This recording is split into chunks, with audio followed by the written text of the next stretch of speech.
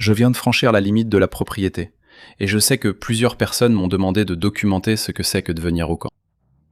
Avant, c'était beaucoup plus compliqué.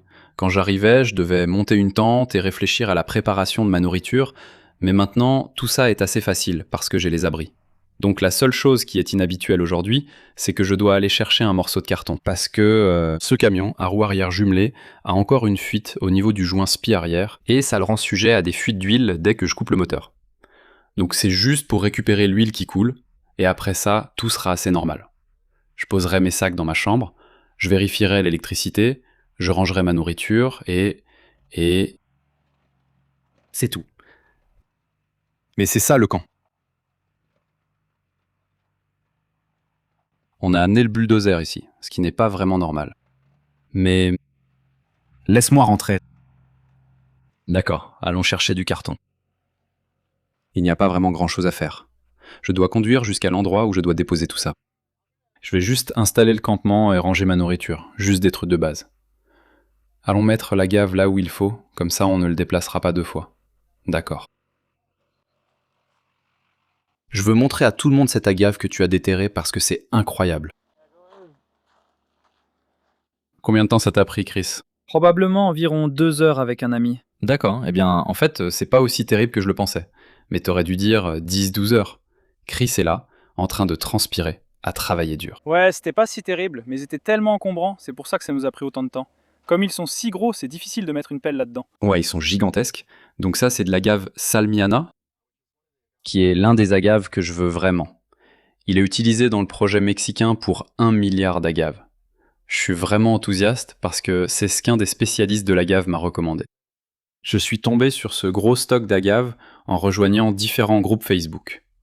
Dans ce cas, c'était le groupe West Texas Zeroscaping et j'ai été mis en contact avec Gami qui donnait tous ces agaves et il se trouve que c'était justement le type d'agave qui m'intéresse le plus, l'agave salmiana. Mais trouver l'agave ne suffit pas, car dans ce cas, Gami avait besoin qu'on l'arrache. Et Chris s'est très gentiment proposé pour l'arracher et l'apporter avec lui lors de ce voyage. Donc je suis très reconnaissant envers Chris, non seulement d'être venu aider au ranch, mais aussi d'avoir déterré une partie de cette agave pour qu'on puisse lui offrir un nouvel endroit où vivre.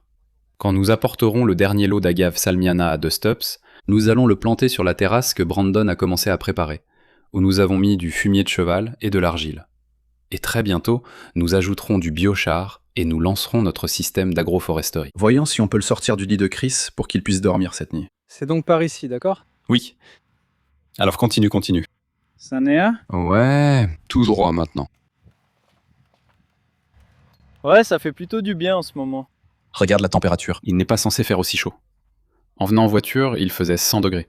Et on est fin septembre. Là, ça indique 97. Ouais, c'est assez proche de ce que dit ma station météo. Je crois qu'elle indiquait 95, 94. C'est juste ridiculement chaud pour cette période de l'année. Si on était arrivé seulement 20 ou 30 minutes plus tôt, tu aurais pu voir tout ça en plein jour. Mais voici la terrasse de culture. Avance encore un peu et arrête-toi. Ce serait le meilleur endroit pour décharger. Oui, ils sont plus raides que ce que montre la caméra. Ouais. 100%. C'est beaucoup plus raide que je le pensais. Ouais. Je suis totalement partant.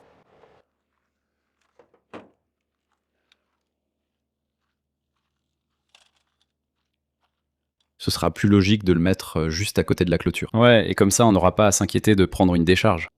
Ce truc-là. Ouais. Voilà.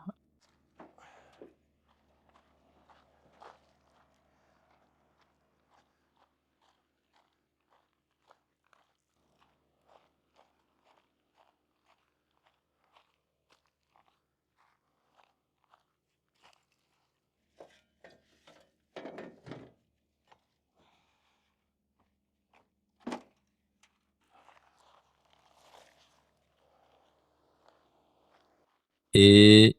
mesquite. Waouh.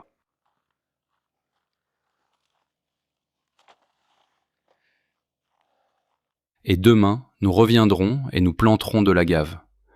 Maintenant, je dois juste décharger mon camion, ce qui ne prendra pas très longtemps. Il fait une chaleur torride ici. Nous avons des chauves-souris et des souris, et beaucoup de papillons de nuit. Donc je voulais que cette moustiquaire soit en place. Je vais prendre mon sac et c'est vraiment tout ce dont j'ai besoin. Ce que je veux faire, c'est vérifier l'alimentation et voir où on en est. 13,2, donc environ 70% de charge, peut-être 65. Mais ça va. C'est dégoûtant. Oui, je change les draps. C'est pour ça que j'en apporte en plus. Heureusement, c'est l'avantage de ce drap en plastique. C'est agréable pour moi parce qu'en gros, je vis ici à temps partiel, 25% de mon temps. Je suis au ranch. Vous savez, j'apprécie vraiment que des gens comme Chris viennent ici. Et même si je sais qu'il est ravi de dormir dans le camion et de voir le ciel étoilé et la Voie lactée, d'ailleurs c'est officiellement un site de ciel étoilé, et l'observation du ciel ici est incroyable. Mais malgré tout, j'aimerais rendre cet endroit un peu mieux aménagé, afin d'avoir un espace privé à offrir aux invités. Parce que, eh bien, j'aime avoir des gens ici et j'aimerais mieux les traiter. Faire le plein d'eau. Je dois préparer mon dîner. Voici ma nouvelle douche, que Daniel a fabriquée pour moi. Je l'ai mentionné dans un épisode précédent, mais pour ceux qui ne le savent pas, Daniel travaille maintenant à temps partiel pour Dust Dust-Ups. Donc c'est grâce à votre soutien aux sponsors que des choses comme celle-ci sont possibles. On doit encore l'ancrer et faire quelques autres modifications, mais c'est génial. Il nous reste à faire la porte, mais c'est fantastique. C'est spacieux. Daniel a fait une jolie petite plateforme. De cette façon, on peut prendre une vraie douche.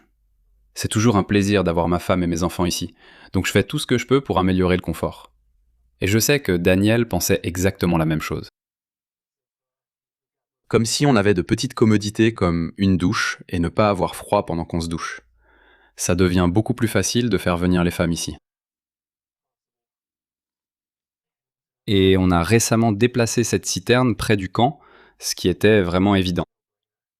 C'est tellement agaçant de devoir faire un quart de mile en voiture pour aller chercher de l'eau. Je pensais que c'était mieux pour les terrasses, mais en fait c'était mieux quand je l'ai mise là, parce que je pensais construire une cabane en sac de sable à cet endroit. Mais dès que j'ai compris que ça n'arriverait jamais, arrêtons de nous raconter des histoires et mettons l'eau là où elle est la mieux adaptée. Oui, si t'as besoin d'aide ou quoi que ce soit, fais-le moi savoir. D'accord. Je serai à l'arrière de mon camion. Ça ne sera pas difficile de te trouver.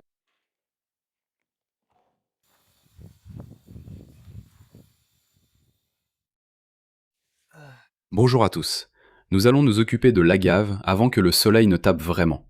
J'ai juste besoin de mettre tout mon matériel à ma ceinture. La principale chose que je porte, quand je travaille, c'est que je n'aime vraiment pas être complètement armé, mais le spray au poivre me rassure quand même. Et au moins, j'ai quelque chose. Comme ça, je vais pas à m'inquiéter de cogner les armes contre les rochers et de tous les inconvénients liés au port d'un pistolet. Pour le travail, j'essaye de porter le sécateur sur ma hanche droite. C'est exactement comme un étui.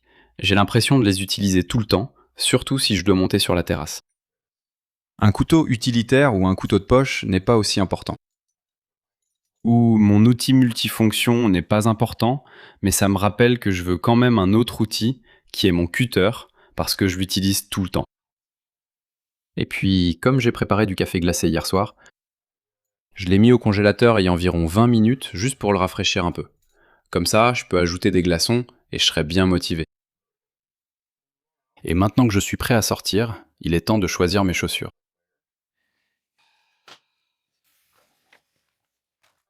Je voulais juste voir où est le Saul et comment il va. C'est bien le Saul ? Soleil du désert. Ouais, il a l'air en forme. Juste là, tu peux voir des racines qui essaient de pousser. Oui. Peut-être encore quelques jours. Oui, et c'est aussi la bonne quantité d'eau. Je pense qu'on devrait probablement utiliser l'eau de la viande seulement pour le cactus et la zone de paillis à proximité. Et ensuite, Chris est prêt à partir. Lui et moi allons planter. Il a apporté de très gros agaves qu'il a déterrés à Midland.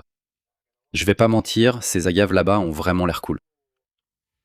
Et je vais certainement t'en apporter d'autres pour compenser ceux qui ne survivront peut-être pas.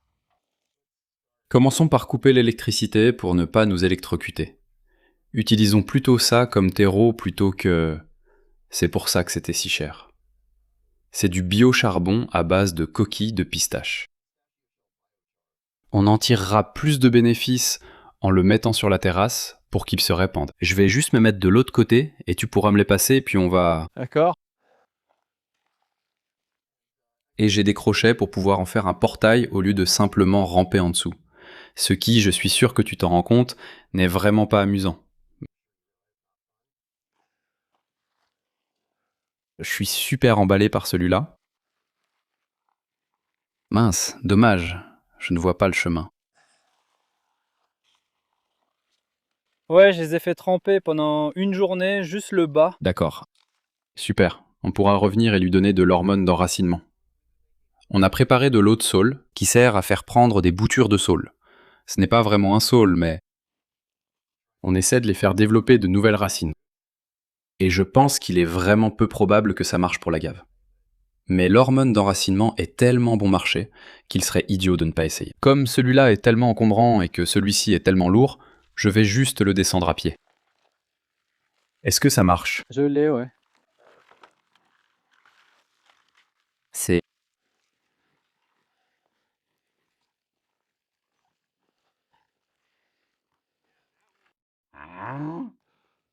Ce truc est tellement lourd. Et tu as dit que tu avais la machette là-bas? Oui. D'accord, laisse-moi te montrer l'agave que nous avons transplantée auparavant. Oui, ce sont celles qui sont à peu près originaires d'ici. Tout à fait. Ouais, Je vois. et la vermiculite est ici en bas, d'accord?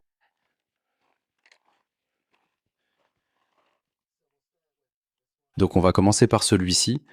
Je l'ai déterré avec une tarière il y a seulement quelques semaines, donc j'espère que ça ne devrait pas être trop difficile. J'essaie juste d'être délicat avec ce bois. On dirait qu'il n'en a plus pour longtemps dans ce monde.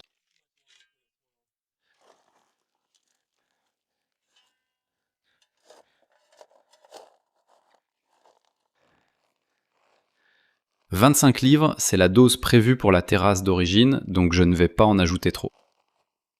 Et ce qui est bien, c'est qu'on a le tuyau d'arrosage juste ici. Donc dès que Brandon irrigue ce soir, on pourra vraiment bien arroser ceci. Et ils ont aussi eu un bon coup de pouce depuis que je les ai trempés. Bien. Parce que ceux dont je savais qu'ils n'allaient pas survivre étaient déjà jaunes. Et ceux-ci sont restés verts. Regarde-moi ça, c'est génial. En creusant ici, là où j'ai beaucoup de biochar, le sable est clairement humide, c'est bon signe. Si tu devais deviner combien de temps ça va te prendre, le total, l'ensemble de ton projet. Mon Dieu, je ferais ça pour le reste de ma vie. Je le ferai. Mais je veux dire, ça va, c'est vraiment satisfaisant de marcher là-bas. Surtout cette partie de la terrasse où c'est si vert. J'ai presque l'impression de ressentir ce que ça va être l'année prochaine. J'ai l'impression que le plus difficile, c'est juste de commencer. C'est absolument vrai, mec. En avril, c'était exactement pareil. Juste là derrière toi, c'était exactement la même chose. Et il faut juste investir des ressources encore et encore. Entre, genre, trouver ce yucca, trouver les copeaux de bois, trouver les graines, et y aller à fond. On mettait tout ce qu'on pouvait trouver dans ce petit coin. Et maintenant, peut-être que si j'arrive à empêcher les vaches d'y aller, on tient quelque chose. Ça n'aura peut-être pas besoin de trop parce que c'est déjà assez humide, mais un peu trop de biochar.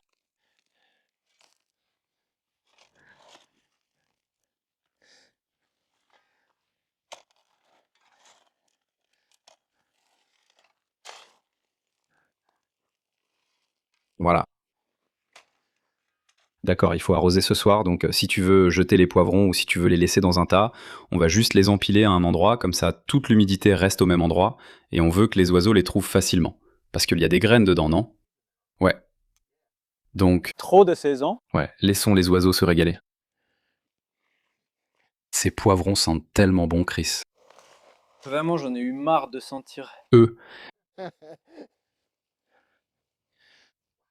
Waouh, trop cool. Mec, ils sentent bon.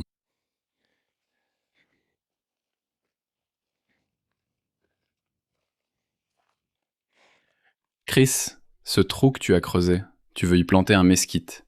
Et celui-là, on le mettra juste à côté d'un goûteur, juste pour être absolument sûr qu'il démarre bien. Ce mesquite a ici sa meilleure chance de pousser. Ce n'est pas censé pousser dans un sol graveleux, mais celui-là est déjà bien parti, donc on va le planter et ensuite je passerai pour le tailler. Essayons de le mettre entre tous les agaves si possible. Et évidemment, il n'est pas encore bien établi. Donc si tu le déranges, c'est pas grave, parce que ça va l'aider. On veut avoir un mesquite pour chaque groupe de 3 agaves.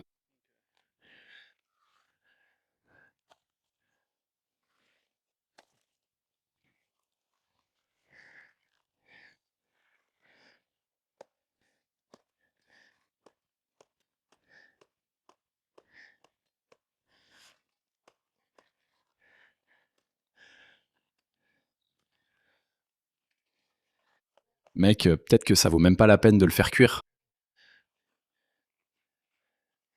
Il n'y a pas encore de pinat, en gros tu l'épluches comme un oignon jusqu'à ce que tu ne puisses plus l'éplucher.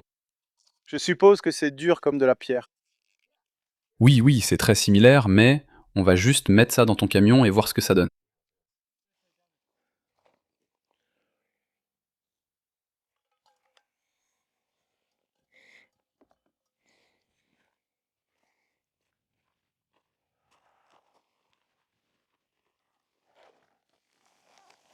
Ça a l'air tellement bon, mec.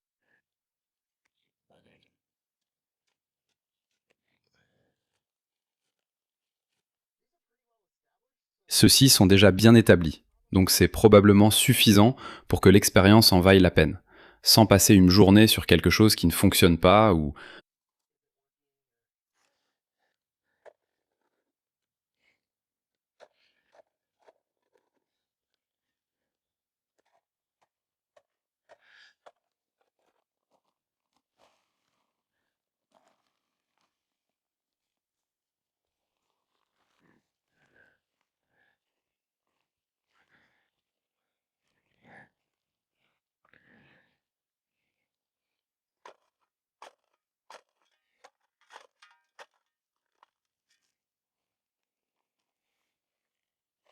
Ici, si on retarde ça, passe-moi la pelle.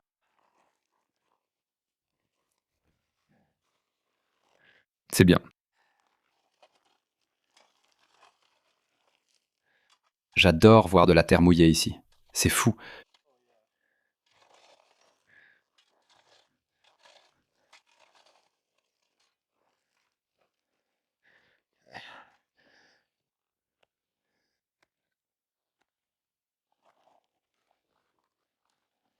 Et c'est pas mal d'avoir cette petite dépression ici.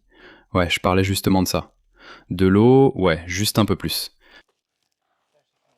Surtout quand il pleut. Ouais. C'est ça. Je croyais qu'on avait 3 sacs. Ouais, j'ai perdu la tête. Assez profond? Je pense que oui. Allez, allons prendre le petit déjeuner. Oups.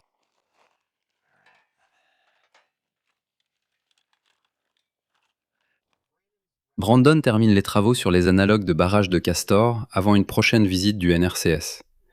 Ils vont évaluer notre travail avant de décider si nous avons mérité notre salaire ou non. Josh m'envoie des emails depuis un moment avec l'intention de venir au chantier, mais son emploi du temps ne correspondait pas au mien. Et comme il voulait vraiment venir au ranch, il a décidé de venir, même quand je n'étais pas là pour aider Brandon. Les images que Josh a filmées m'ont paru très intéressantes parce qu'elles montrent les chantiers sous un angle que je ne pourrais plus jamais capturer.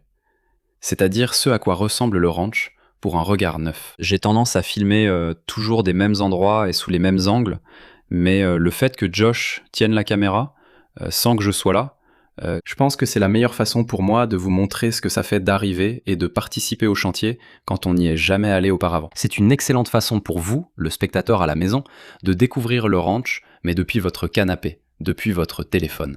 Ouais, eh bien, je suis arrivé au ranch, tout s'est bien passé. Je vais faire une petite promenade en haut de la colline ici. Un petit tour autour du camping ici.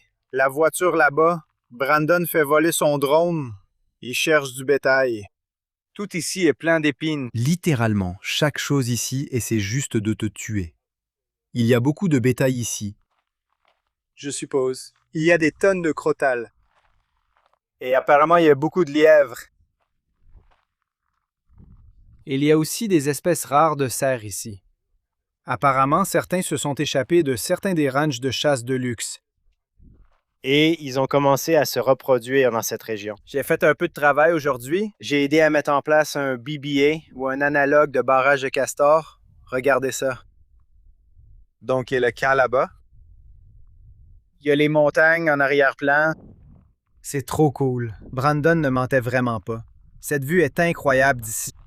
Absolument incroyable, au-dessus de la colline. Ici, c'est le Rio Grande. Dans cette vallée, en contrebas. Et de l'autre côté, c'est le Mexique. Et tout un tas de terres qui appartiennent au cartel. Donc, apparemment, c'est un peu dangereux. Les cartels n'ont pas demandé ces terres, ils les ont juste prises. Je vais faire encore un peu de travail demain pour Sean avec Brandon. Avec un peu de chance, on pourra faire quelques BDA. On espère manger des steaks ce soir, donc on va faire un feu de bois. Donc c'est plutôt sympa, on passe un bon moment. Merci de nous avoir suivis. D'accord, donc nous voilà en train de descendre dans les canyons ici. Voyons si je peux faire une prise de vue. C'est le passage délicat.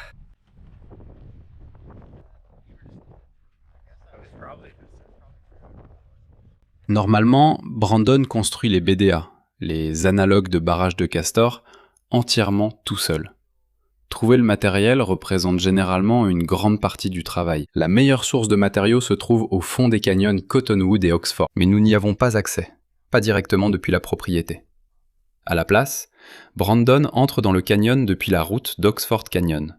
Puis, il remonte le canyon pour atteindre les matériaux qui m'appartiennent. Et dans les parties qui m'appartiennent, il y a quelques peuplements naturels de saule du désert, qui est de loin le meilleur matériau pour construire ces BDA. Il pousse rapidement, il est flexible, il est bien sûr organique et renouvelable. Donc on peut aller dans le canyon, prendre le saule dont on a besoin, qui n'a pas d'épines pour nous mordre, piquer ou blesser, et ensuite utiliser cela pour construire des BDA. Donc même après qu'il ait traîné tout ce saule du désert jusqu'à l'emplacement de chaque BDA et qu'il ait passé du temps à le tresser, la prochaine grande tâche consiste à ramasser de la terre à proximité et à la tasser dans le barrage pour que tout ce matériau soit bien soudé ensemble. Très bien, donc nous avons ramassé un tas de ces branches de saule. Nous les avons transportées ici en camion depuis là-bas. Et maintenant, nous essayons de les traîner avec ces sangles dans cette direction-là. Ça demande beaucoup d'efforts, beaucoup de travail manuel. Tout cela fait partie du jeu. D'accord. Voilà Brandon qui arrive. Nous devons tous les entrelacer ici.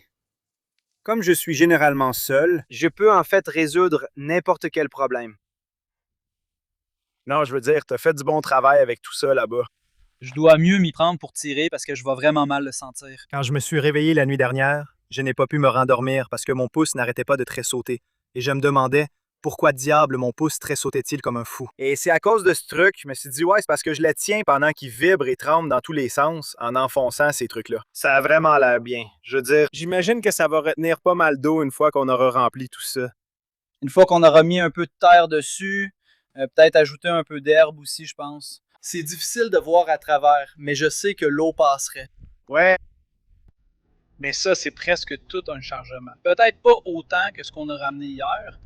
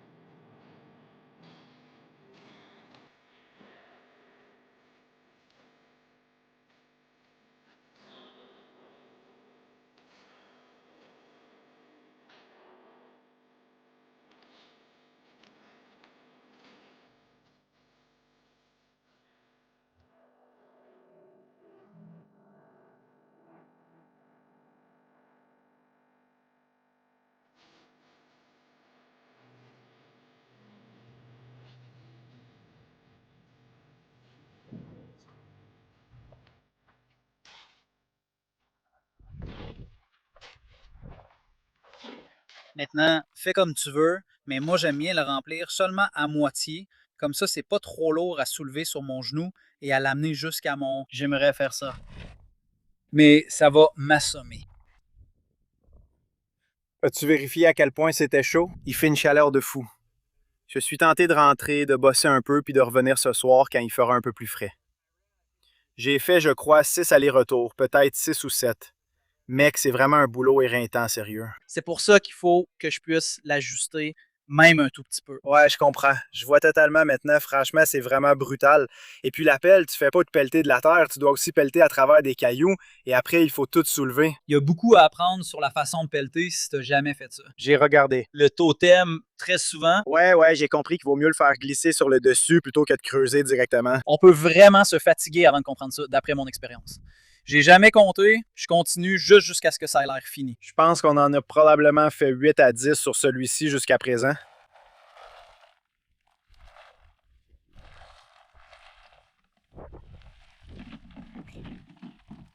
Il y a de la poussière partout.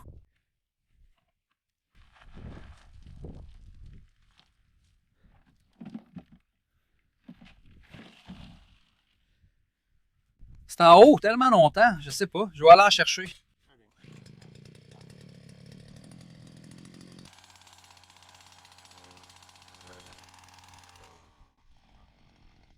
Encore de ceux-là.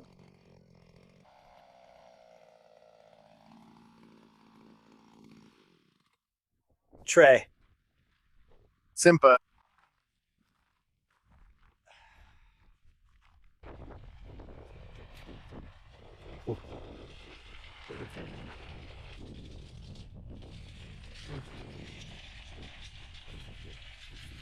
Je viens de les jeter dans le fossé. C'est un peu plus facile là-bas. Pas trop mal. Ouais, cette bandoulière est une bonne idée. Ouais, cette petite taracorde me scie un peu la main. Ouais. Si vous aimez le travail que je fais et que vous souhaitez en voir plus, la meilleure façon est de financer directement la plantation.